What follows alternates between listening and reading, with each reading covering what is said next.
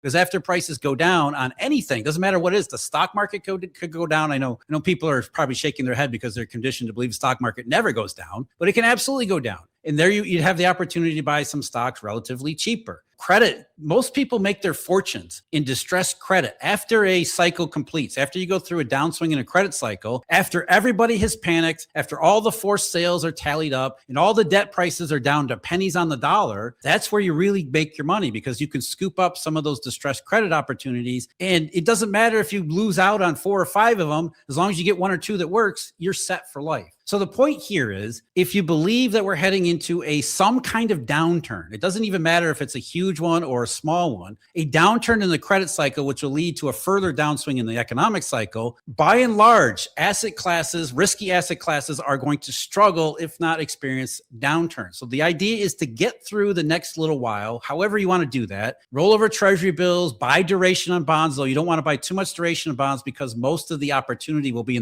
toward the front end of the yield curve, more the 2 and 3 year part of the yield curve than, say, the 10-year. Much more opportunity there, because if rates really go down, it's going to hit the front end of the yield curve. But you buy a little bit of duration, it gives you some upside potential, not a whole lot of downside. Not downside, though. People have been in the short run treasury securities and government bonds over the last couple of weeks are not saying that. But there are various different ways in which you can take the short run volatility out of your portfolio, out of your investments, and just sit back and wait. If you really believe that this is a downturn in the credit cycle, just wait for the end of it, or at least what you think might be the end of it, and then pick up the bargains and go forward from there, because historically speaking, that's where all the money gets made. I was going to ask Jeff, so we hear a lot about the US dollar, and we've watched metals, really jump the last couple of years. That's something real simple. A lot of people, think about, right? Like, do I save? Do I put money here? Do I use inflation adjusted investments, or should I be in metal? Should I not be in metal?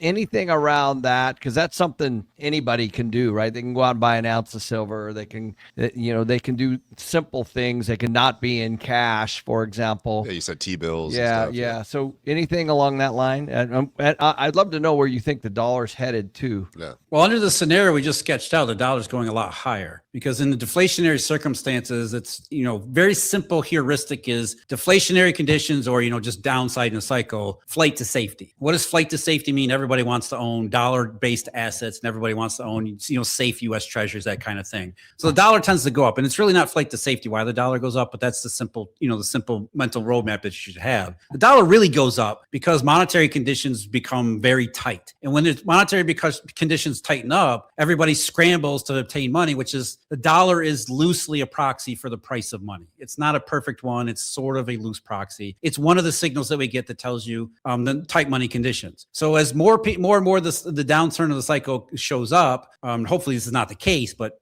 as we continue to go along in 2026, just like 2025, we keep moving in that same direction. The dollar ends up going a lot higher. That doesn't preclude anything from owning anything like precious metals. In fact, during deflationary circumstances, precious metals do tend to outperform risky assets, though they do so with a tremendous amount of volatility. Gold in 2008 is a perfect example. From start to finish, gold was roughly even to slightly higher, but in between, it was like this. It was all over the place. And there were some periods where, around Bear Stearns, for example, gold just absolutely collapsed and then came back and then collapsed again, then came back and then collapsed again. So gold is not a perfect safety hedge. It's not a perfect play, but it is definitely an option to take into account if you believe, or if you're willing to tolerate the volatility in between. So like I said, if you're not willing to tolerate volatility in between, the easiest thing to do, just stick with the treasury bills, roll those suckers over every time they mature, stay out of the marketplace. Don't worry about it. If you want a little bit more upside, the easiest thing to do is go a little bit further down the yield curve, stay with U.S. treasuries, roll those over as they come up. You'll get a little bit of appreciation along the way if interest rates go down, especially the 2 and 3 year spot on the curve.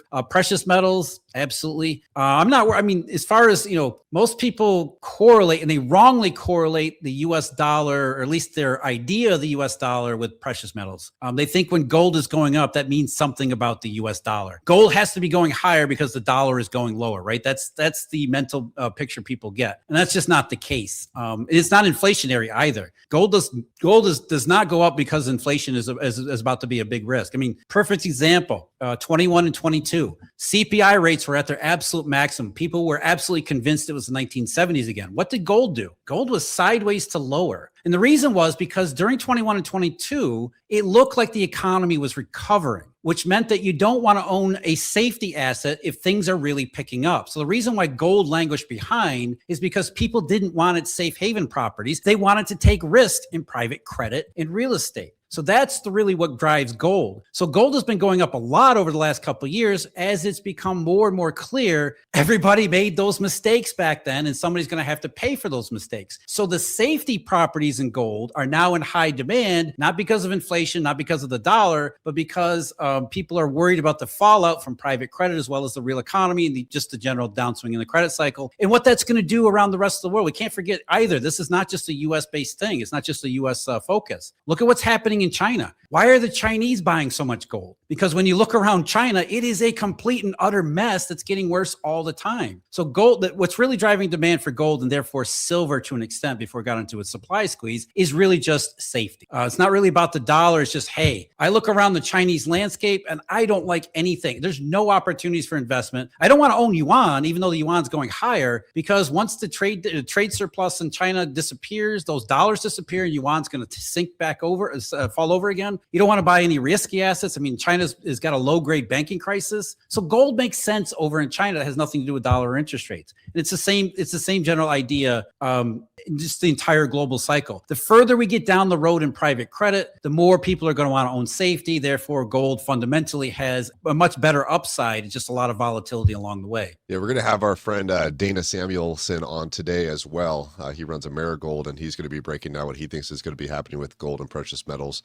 Talking to him the other day, it sounded very similar to what you were just saying and stuff. But yeah, I saw Dana not that long ago. We had a long talk about that. I mean, he's a terrific guest anyway. Nice. Awesome. So between now, you're going to be at Limitless with us in August. You were with us last year, and I think the previous year you missed your flight.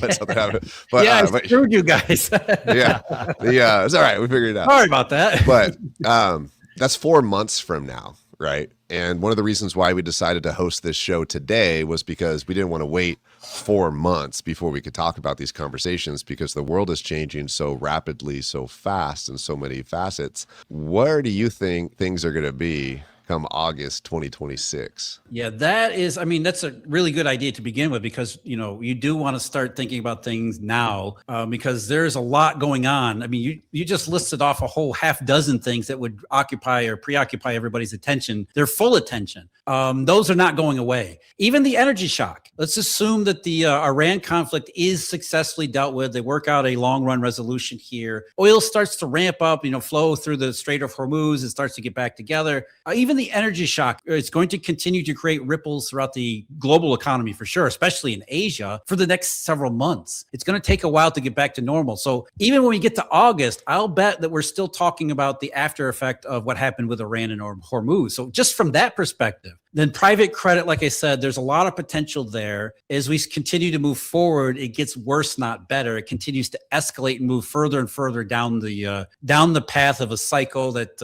looks uglier and uglier all the time. Again, not necessarily the worst case, but it is, the chance. You can't say that it won't turn into a crisis. We should be able to say we won't have a financial crisis based on the private credit bust, but we can't say that, and the chances continue to rise all the time. So as far as predictions, and you can't make predictions, probability is better. The probability is that we will be focused on what's happening in private credit and probably already talking about how it has spilled over into other parts of the credit markets. How far it has spilled over is really is the open question. We don't really know just yet. We don't know what the potential is, but I would imagine that there'll be significant escalation between now and the summertime, and therefore we'll likely have seen more of the direct impacts in other financial markets, as I said, but also a real economy that's not in great shape to begin with. You guys know this. Labor market's been in, it's not catastrophic by any means, but it has been struggling for the last couple of years. Just look at the payroll reports. There were no jobs created in 2025, an entire year without job growth. And I know people have put up all sorts of explanations. It has to do with immigration policy, or it was this or that. No, this started back in the early part of 2024. And so it's a long, continuous process. It's a cycle all of its own. And that doesn't look like it's going to change anytime soon. The last payroll report notwithstanding, I hope people have finally realized you can't trust the payroll numbers on a monthly basis. So, I mean, from just those two things alone, private credit and the employment situation, which by the way, those two things are combined, or they're really the same thing. I mean, the reason why we're talking about Blue Owl and private credit is because we had no job growth in 2025, which began to expose all of the fallacies that went into the private credit bubble to begin with. So if you have worsening employment conditions for whatever reason, it's only going to further amplify the pressure on private credit. And the further pressure you get on private credit, the more it's going to amplify the negative consequences on employment. So my guess for by the time we get to Limitless is we'll be talking about rate cuts from the Fed yet again for the third time because of those two things. The private credit cycle will be worse and the employment condition will be right there along with it. I think those are the big themes in the summertime. Jeff, what do you look at when you're tracking, the no job growth for 2025? Because it is true. We're all looking at these things and, the reports come out, they seem positive, but then they adjust them later, right? They get heavily revised. The portfolio that performs in one economic regime can get crushed in the next. So in this free webinar, we're going to reveal what those 4 economic regimes are, how to identify them, as well as the assets, historically speaking, best positioned to perform in every environment. So reserve your seat now and learn how to prepare your portfolio before the economy shifts again.